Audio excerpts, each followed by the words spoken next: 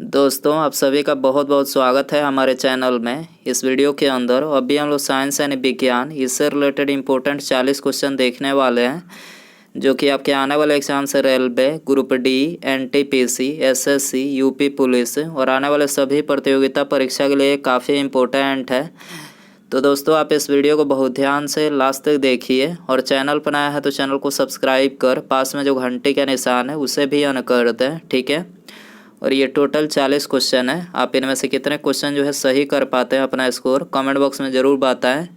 तो चलिए शुरू करते हैं। देखिए यहाँ पर हमारा पहला क्वेश्चन है, गर्भावस्था एवं प्रसव से संबंधित हार्मोन कौन सा है। देखिए वेरी इंपॉर्टेंट क्वेश्चन है, आपको इसमें बताना है कि गर्भावस्था में प्रसव के टाइम में कौन सा हार्मोन जो है स्रावित होता है। तो ये स्रावित होता है रिलैक्सिन हार्मोन, ठीक है। आपको याद रखना है कौन सा हार्मोन, रिलैक्सिन हार्मोन स्रावित होता है। आंसर हो जाएगा सी। इसके अलावा यदि हम बात करें टेस्टोस्टेरोन हार्मोन की, तो देखिए टेस्टोस्टेरोन जो हार्मोन है तो ये मनुष्य में पाया जाने वाला एक पुरुष सेक्स हार्मोन है। क्या है? मनुष्य में पाया जाने वाला पुरुष सेक्स हार्मोन है। एस्ट्रोजन जो है ये महिला सेक्स हार्मोन है। एस्ट्रोजन क्या है? महिला सेक्स हार्मोन है, जो महिला प्रजनन प्रणाली के विनियमन और विकास के लिए जिम्मेदार होता है। प्रोजेस्टेरोन की बात करें तो देखिए ये भी जो है महिलाओं में पाया जाने वाला एक ऐसा हार्मोन है जो ओव्यूलेशन और मासिक धर्म के नियंत्रण के लिए महत्वपूर्ण होता है, ठीक है। ये काफ़ी ज़्यादा इम्पोर्टेंट है प्रोजेस्टेरोन, आपको याद रखना है। महिलाओं में पाया जाने वाला एक ऐसा हार्मोन है जो ओव्यूलेशन और मासिक धर्म के नियंत्रण के लिए जो है महत्वपूर्ण होता है, ठीक है। आपको याद रखना है।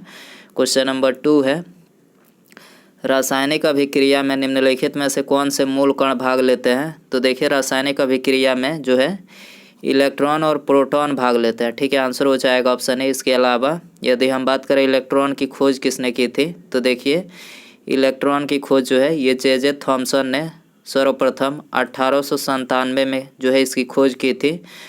प्रोटॉन की बात करें तो देखिए प्रोटॉन की खोज जो है ये अर्नेस्ट रदरफोर्ड ने जो है 1920 में किया था, ठीक है। अर्नेस्ट रदरफोर्ड ने 1920 में जो है प्रोटॉन की खोज की थी। क्वेश्चन नंबर 3 है, नाभिकीय संयंत्र में मॉडरेटर का क्या कार्य है। नाभिकीय संयंत्र में मॉडरेटर का क्या कार्य है। तो देखिए इसका जो कार्य है वो है न्यूट्रॉनों को धीमा करना, ठीक है। नाभिकीय संयंत्र में मॉडरेटर का क्या कार्य है? न्यूट्रॉनों को धीमा करना जो है इसका कार्य है। आंसर हो जाएगा डी। क्वेश्चन नंबर 4 है, वह व्यक्ति जिसमें दोनों प्रतिरक्षी होते हैं पर कोई एंटीजन नहीं होता है किस ब्लड ग्रुप यानी रक्त समूह से संबंधित है। तो ये संबंधित है ओ रक्त समूह से, ठीक है। और ओ रक्त समूह जो होता है इसे सर्वदाता रक्त समूह बोला जाता है, ठीक है। आंसर हो जाएगा ऑप्शन डी। इसके अलावा एक और क्वेश्चन यहाँ से पूछा जाता है, ये भी रक्त समूह जो है इसको क्या बोला जाता है? सर्वग्राही, ठीक है। सर्वग्राही रक्त समूह इसे बोला जाता है क्योंकि ये भी जो रक्त समूह होता है ये रक्त जो है सभी ब्लड ग्रुप से जो है मतलब ग्रहण कर सकता है, ठीक है। इसीलिए इसको सर्वग्राही रक्त समूह बोला जाता है। और ओ को जो है मतलब सर्वदाता इसलिए बोला जाता है क्योंकि वो रक्त समूह वाले जो व्यक्ति होते हैं ये अपना रक्त जो है किसी भी ब्लड ग्रुप वाले व्यक्ति को डोनेट कर सकते हैं, ठीक है। याद रखना है आपको। क्वेश्चन नंबर 5 है, सौरमंडल में किस ग्रह का द्रव्यमान एवं घनत्व पृथ्वी के समान है।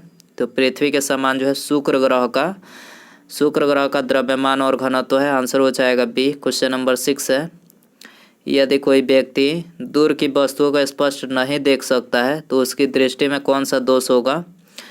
तो देखिए यदि कोई मतलब व्यक्ति जो है दूर की वस्तुओं को स्पष्ट नहीं देख सकता है तो उसको निकट दृष्टि दोष यानी मायोपिया जो है दोष होगा, ठीक है।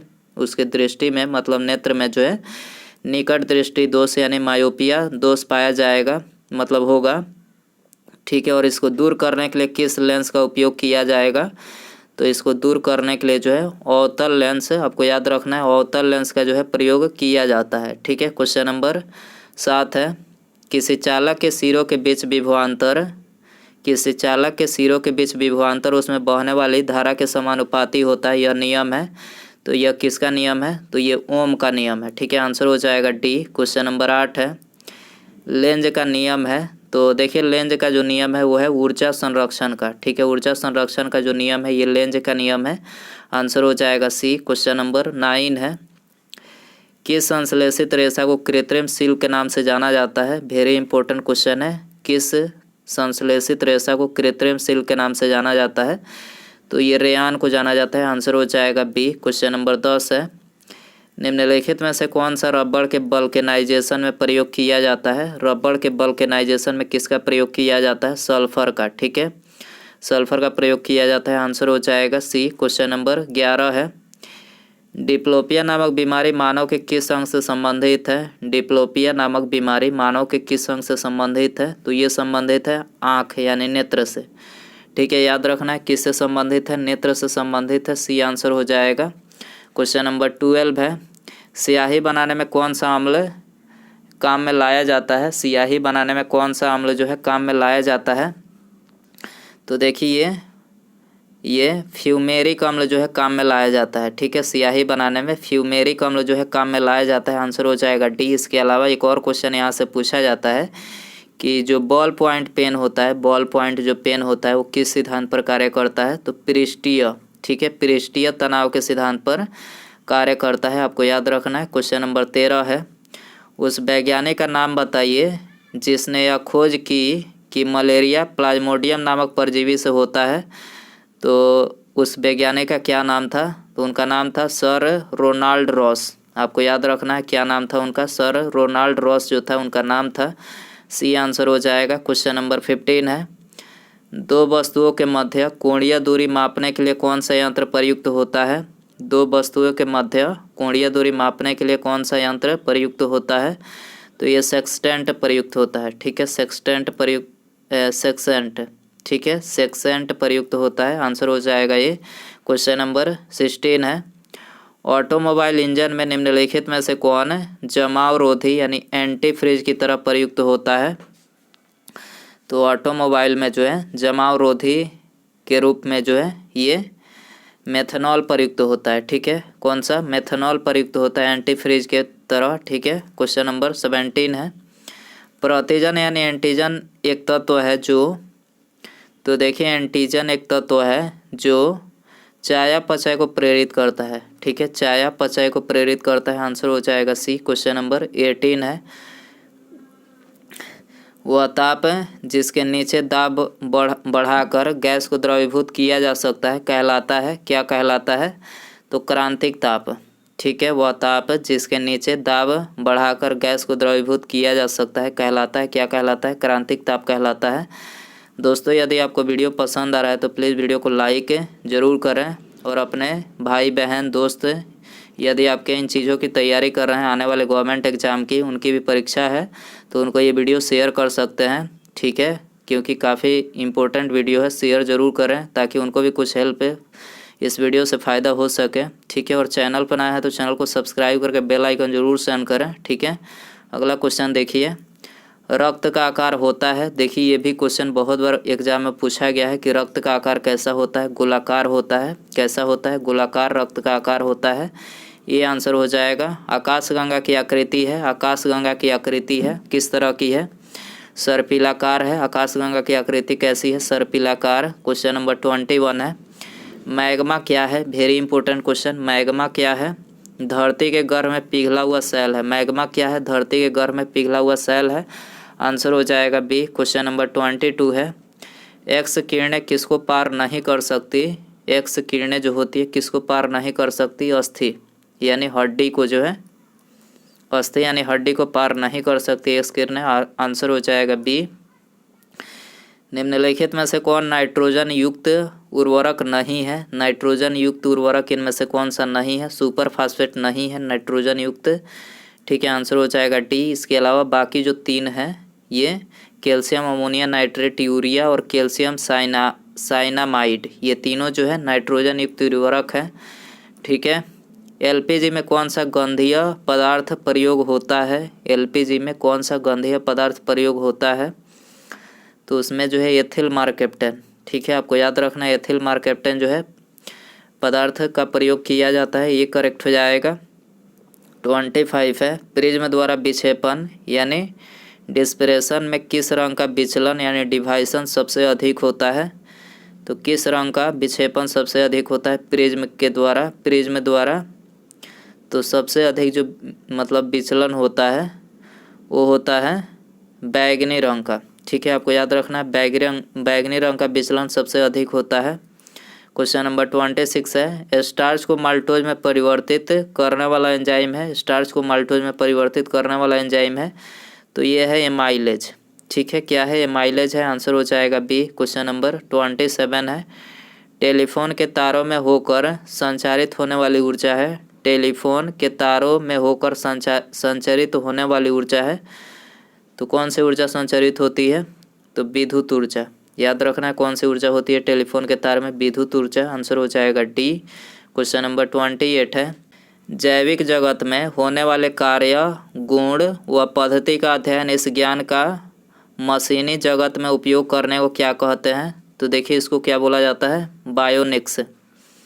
ठीक है, जैविक जगत में होने वाले कार्य, गुण व पद्धति का अध्ययन इस ज्ञान का मशीनी जगत में उपयोग करने को क्या कहते हैं? बायोनिक्स। ठीक है, आंसर हो जाएगा ये। क्वेश्चन नंबर 29 है, सेब का खाने योग्य भाग है। सेब का खाने योग्य भाग कौन सा होता है? रसदार थैलामस। ठीक है, रसदार थैलामस जो होता है वो खाने योग्य भाग होता है। आंसर हो जाएगा सी। क्वेश्चन नंबर 30 है, निम्नलिखित में से कौन सी गैस चूना जल को दूधिया कर देती है? कौन सी गैस चूना जल को दूधिया कर देती है? तो ये है कार्बन डाइऑक्साइड। ठीक है, कार्बन डाइऑक्साइड यानी CO2 जो गैस होती है ये चूना जल को दूधिया कर देती है। आंसर हो जाएगा ये।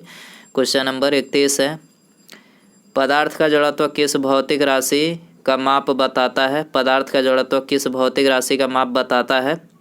तो ये बताता है द्रव्यमान का। ठीक है, द्रव्यमान का माप बताता है। आंसर हो जाएगा ऑप्शन सी। क्वेश्चन नंबर 32 है, स्वस्थ मनुष्य का डायस्टोलिक दबाव कितना है? स्वस्थ मनुष्य का डायस्टोलिक दबाव कितना है? 80 है। ठीक है, कितना है? 80 है। आंसर हो जाएगा ये। क्वेश्चन नंबर 33 है, आयरन की वस्तुओं पर लगने वाली जंग क्या है? आयरन की वस्तुओं पर लगने वाली जंग क्या है? तो ये है फेरस और फेरिक हाइड्रोक्साइड का मिश्रण। ठीक है, फेरस और फेरिक हाइड्रोक्साइड का मिश्रण है। आंसर हो जाएगा डी। क्वेश्चन नंबर 34 है, अपोहन यानी डायलिसिस का प्रयोग किया जाता है जब एक रोगी को गंभीर तकलीफ होती है उसके। तो डायलिसिस का प्रयोग कब किया जाता है? जब रोगी को गुर्दे में कोई समस्या होती है तब जो है डायलिसिस का प्रयोग किया जाता है। ठीक है, तो आंसर हो जाएगा डी। क्वेश्चन नंबर 35 है, हाइड्रोजन के समस्थानिक होते हैं। हाइड्रोजन के समस्थानिक होते हैं, कितने होते हैं? 3 होते हैं। उनके नाम क्या है? प्रोटियम, पहला प्रोटियम, दूसरा ड्यूटेरियम और तीसरा जो है ट्राइटियम। ठीक है, ये हाइड्रोजन के 3 समस्थानिक होते हैं। क्वेश्चन नंबर 36 है, टीवी सेट को चलाने के लिए टीवी रिमोट कंट्रोल यूनिट किसका प्रयोग करता है? टीवी सेट को चलाने के लिए टीवी रिमोट कंट्रोल यूनिट किसका प्रयोग करता है? तो ये सूक्ष्म तरंगों का जो है प्रयोग करता है। ठीक है, आंसर हो जाएगा सी। क्वेश्चन नंबर 37 है, निम्नलिखित में से कौन सी ताजे पानी की मछली है? ताजे पानी की मछली कौन सी है? रोहू। ठीक है, रोहू जो है ताजे पानी की मछली है। ट्रांसफार्मर की क्रोड किसकी बनी होती है? ट्रांसफार्मर की क्रोड किसकी बनी होती है? मृदु लोहा की बनी होती है। किसकी? मृदु लोहा की बनी होती है। आंसर हो जाएगा ये। क्वेश्चन नंबर 39 है, निम्नलिखित में से कौन सा पादप हार्मोन है? कौन सा पादप हार्मोन है? तो जिब्रेलिन, जिब्रेलियन। ठीक है, जिब्रेलियन जो है ये क्या है? पादप हार्मोन है। आंसर हो जाएगा सी। क्वेश्चन नंबर 40 है, पृथ्वी की सतह में आमतौर पर 2 तत्व पाए जाते हैं। पृथ्वी की सतह में आमतौर पर 2 तत्व पाए जाते हैं। कौन से पाए जाते हैं? तो ये पाए जाते हैं सिलिकॉन और ऑक्सीजन। ये आमतौर पर 2 तत्व पाए जाते हैं। आंसर हो जाएगा डी। क्वेश्चन नंबर 41 है, हार्ड डिस्क की स्पीड कितनी होती है? हार्ड डिस्क की जो स्पीड होती है, ठीक है, कितनी होती है? 36,000 चक्र प्रति मिनट। ठीक है, 36,000 चक्र जो है प्रति मिनट होती है हार्ड डिस्क की स्पीड। आंसर हो जाएगा डी। क्वेश्चन नंबर 42 है, टेस्ट ट्यूब बेबी का अर्थ क्या है? देखिए वेरी इंपॉर्टेंट क्वेश्चन है आपके लिए, ये होमवर्क क्वेश्चन रहेगा। ठीक है, 4 ऑप्शन दिया गया है, आपको बताना है। ऑप्शन है परखनली में विकसित शिशु, गर्भाशय में निषेचित और परखनली में विकसित भ्रूण, तीसरा है गर्भाशय में निषेचित और विकसित भ्रूण, और चौथा है पात्र निषेचित और फिर गर्भाशय में प्रतिरोपण। तो आपको बताना है कि टेस्ट ट्यूब बेबी का सही अर्थ इनमें से कौन सा है? तो सही आंसर आप इसका कमेंट बॉक्स में ज़रूर बताएं। और वीडियो पसंद आया होगा तो प्लीज़ वीडियो को लाइक ज़रूर कीजिएगा। और अपने भाई, दोस्त, बंधु, रिश्तेदार जितने भी लोग तैयारी कर रहे हैं आने वाले गवर्नमेंट एग्ज़ाम की, जो मतलब फॉर्म डाला है, तो आप उनको ये वीडियो शेयर ज़रूर करें, ठीक है, ताकि उनकी भी हेल्प हो सके। और चैनल पर नया है तो चैनल को एक बार फिर बोलना चाहूँगा कि चैनल को मतलब नया है चैनल पर तो सब्सक्राइब करके बेल आइकन ज़रूर से ऑन करिए, ठीक है। मिलते हैं अगले वीडियो में। नमस्कार, जय हिंद, जय भारत।